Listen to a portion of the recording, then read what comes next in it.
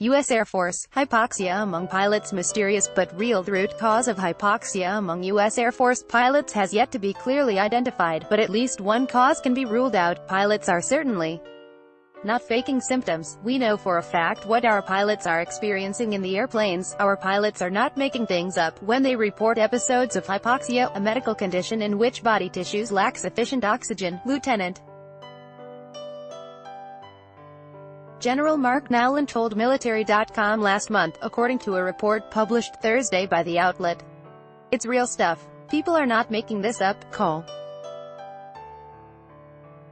William Mueller told Task and Purpose last week. Nevertheless, we don't have the smoking gun yet, pointing to the root cause of the cockpit airflow problems, U.S. Air Force Chief of Staff General David Goldfein said in April congressional testimony. For months, service officials, engineers from NASA, specialists from the U.S. Navy and outside contractors have studied the stubborn problem impacting U.S. Air Force pilots. In January, the service appointed a general whose exclusive responsibility is to determine what's going on with the aircraft to cause pilots' experiences of hypoxia, Sputnik News reported. The problem hasn't been isolated to one aircraft model. The A-10 Warthog, F-35 Joint Strike Fighter and T-45 training jet are all implicated in the persistent dilemma. At one point, the U.S. Air Force grounded its fleet of F-35A aircraft at Luke Air Force Base in Arizona because of hypoxia incidents. Last June, the U.S. Navy made a rare public acknowledgement that the causes of death of 4 F/A-18 Hornet pilots were tied to hypoxia.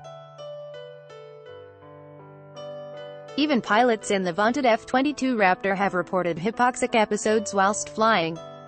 Upon realizing a miscue with an airflow regulator, an F/A-18 Super Hornet explained his experience last fall. That's when I realized my lips were tingling, my fingers are tingling, and I'm like, sh*t, man, something's wrong. And the guy in back's like, hey, dude. My fingers are blue. Speaking to Wired magazine last August, a professor who has spent more than a decade on developing sensors for detecting hypoxia in pilots said that the condition could have serious impacts on pilots flying these powerful, expensive aircraft. When you are exposed to less than ideal amounts of oxygen, physical coordination decreases, mental clarity decreases, and blackouts can occur very quickly, said John Linetti, a materials science professor at Ohio State University.